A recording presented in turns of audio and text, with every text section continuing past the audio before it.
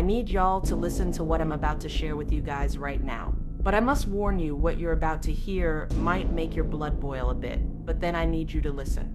On March 13th, 2019 in Grand Rapids, Michigan, a young black woman named Keyona Griffin made what should have been a life-saving phone call to 911. 911 emergency. I need help. Hello? I need help.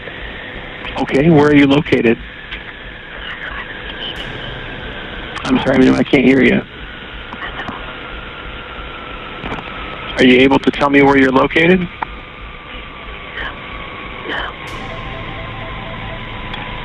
Are you at a... 553 Sheldon Avenue Southeast, please hurry now. Okay, I got Sheldon. What's the number? 553, hurry, please hurry up. 553 Sheldon. Okay, can you tell me what's going on there? Can you just hurry up, please? I'm gonna die. Is this me?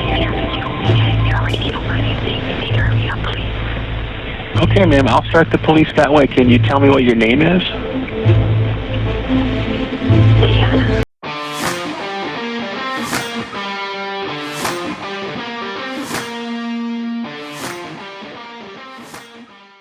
Did you hear what she said?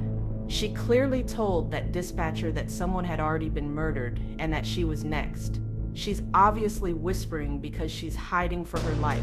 Now guess what these officers did when they finally arrived? This call looked interesting. So you want to join the fun? I'm trying to kill her.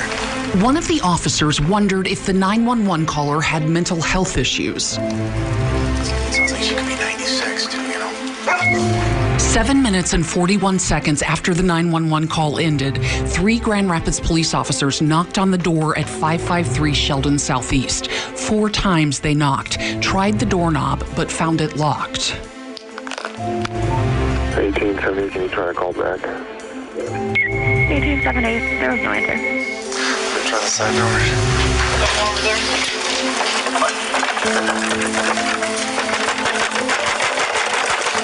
Seems like it's empty. You can see it. It looks like a little dining room or something in there. It's empty. They knocked a few times, jiggled the door handle a little bit, and walked away.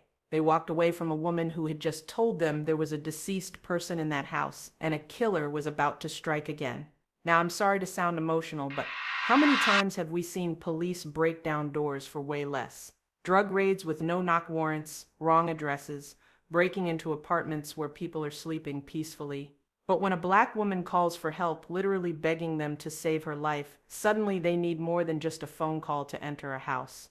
The contrast is stark, and I'm about to tell you exactly why this case is so important that it's still making people frustrated almost 7 years later.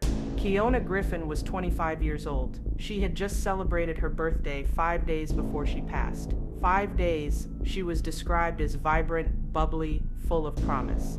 The kind of person who lit up a room when she smiled, and she lost her life because she saw something she wasn't supposed to see. But before we get to that part, let me show you how those officers handled her desperate plea for help. Because what happened next is exactly why black communities have lost faith in the system that's supposed to protect us. After Keyona's call, 3 officers arrived at 553 Sheldon Southeast. The body camera footage shows them approaching the house like they're delivering mail, not responding to a potential crime scene. One officer knocks 3 times with his fist, then once with the door knocker. When nobody answers, they try the handle. It's locked. Now here's where it gets frustrating. They walk around the house, peek through a window, and see an empty dining room. That's it. That's their investigation. One officer even suggests this might be a 1096 situation. Police code for someone experiencing a mental health crisis. The woman said someone was trying to end her life and had already harmed her aunt. What part of that sounds like a mental health episode to you? 3 minutes and 42 seconds. That's how long they spent at that house before deciding there was no threat and leaving. Meanwhile, inside that house, Keyona was probably hearing those footsteps, hearing them knock, thinking help had finally arrived. Can you imagine the hope she must have felt? And then silence. Next, the sound of cars driving away. 2 hours later, Keyona's brother Sanford would arrive at the house and find what those officers should have found if they had done their job. He would discover his sister upstairs, shot 5 times, unclothed and covered in blood. He would find their Aunt Cherletta in her bedroom, shot in the back of the head while watching her iPad, earbuds still in her ears. 911 emergency. From the 553 Sheldon, my sister not moving. What's the address? 553 Sheldon, there's blood everywhere. My sister is not moving. Okay, stand on line. You said shirt? Sheldon, 553 Sheldon, Southeast. It's a yellow house, please. Hurry up. 553 Sheldon Avenue Southeast, so correct? Yes, please. You said she's not breathing. I don't know. She's not moving. I'm holding her head, please. Okay, alrighty. Stand on line with me. I do have fire and police on the way. Stand on line with me. We're going to connect over to medical, okay? Please. And you said that there's blood everywhere? There's blood everywhere. Did she cut herself or try to commit suicide? I don't know.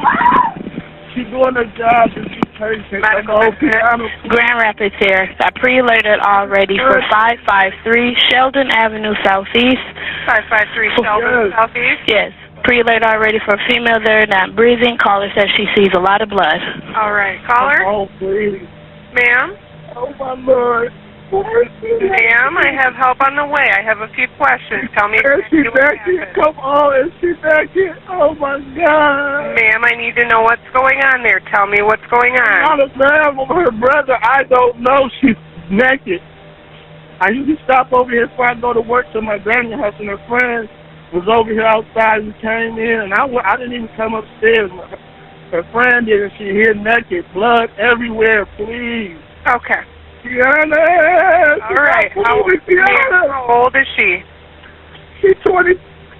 She born in 94. Okay. 94. She's about 29. All right. I need She's not moving, Keyona! Ma'am, they're on the way. I need to ask you, is she breathing? Ma'am, is she breathing? I'm not a ma'am. No, I'm her brother. Okay. I don't know. I'm not a doctor. Please, come on. They're on their way there. I need to know what's breathing. Med 1. Like her arm broken. Med 1 established, 911 on. Okay. Well, you can stay on. I'm sorry, what was that? You stay on. Okay. Where is she bleeding from? I don't know. It just looks somebody stabbed her. Right here.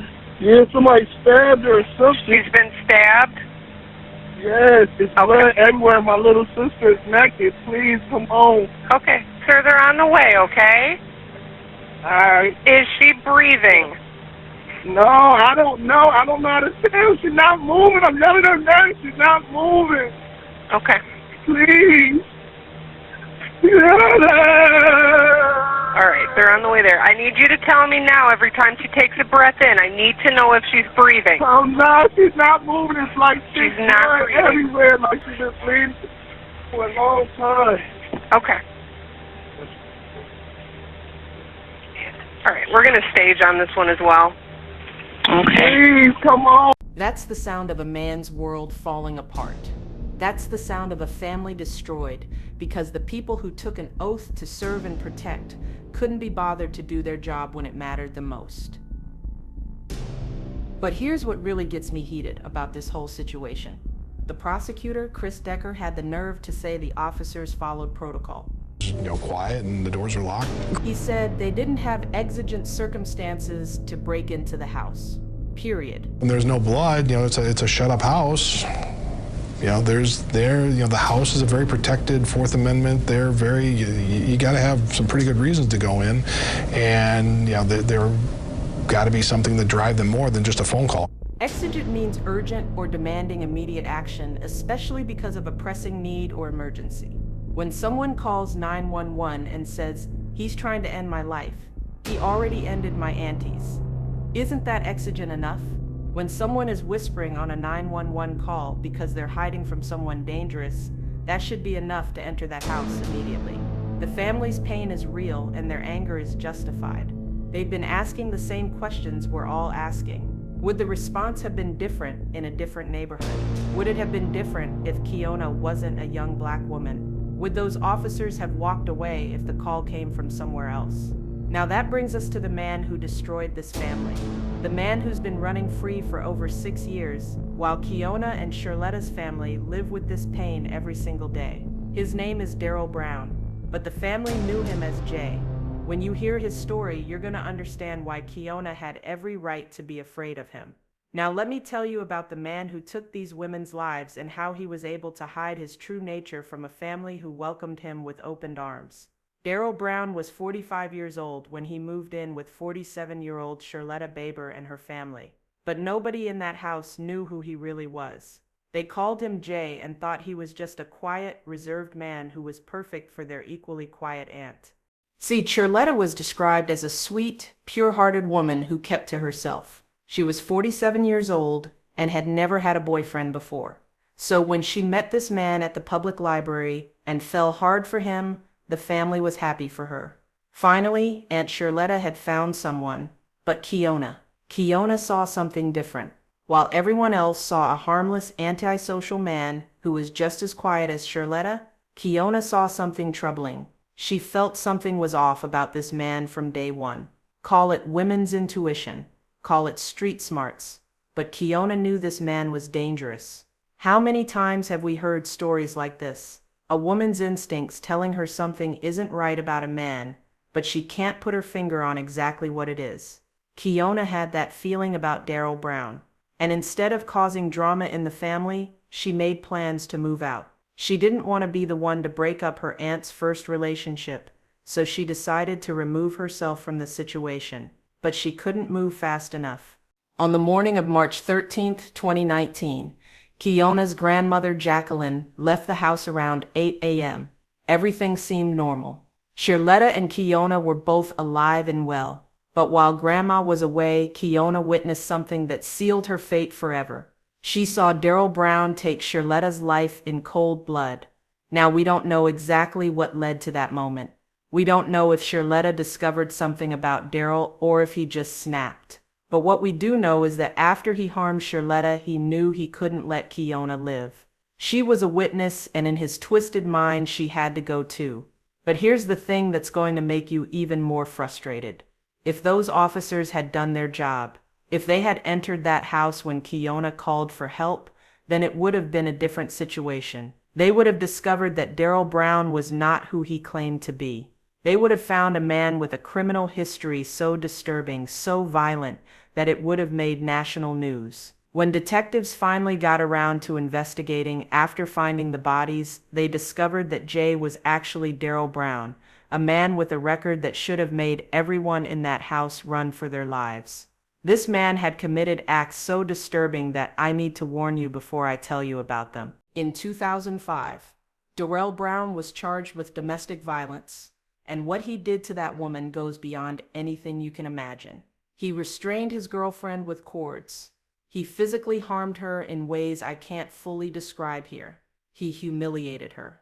He restrained her ability to speak and threatened her with accelerants.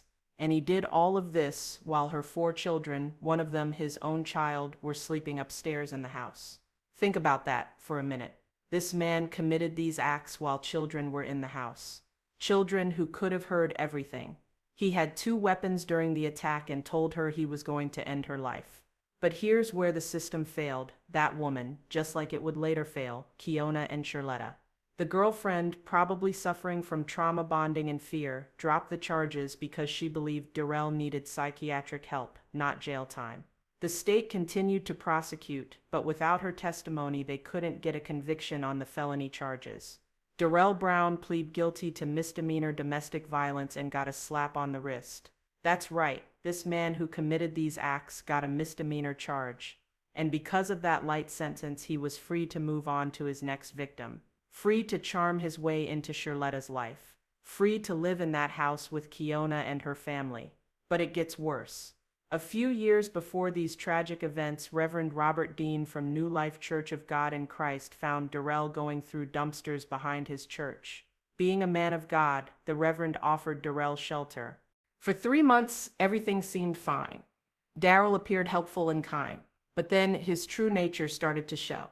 One day, a woman he was dating came to the Reverend for help because Darrell was being possessive and controlling. During their meeting, Darrell barged into the pastor's office and tried to attack the woman because he didn't want her talking to other men.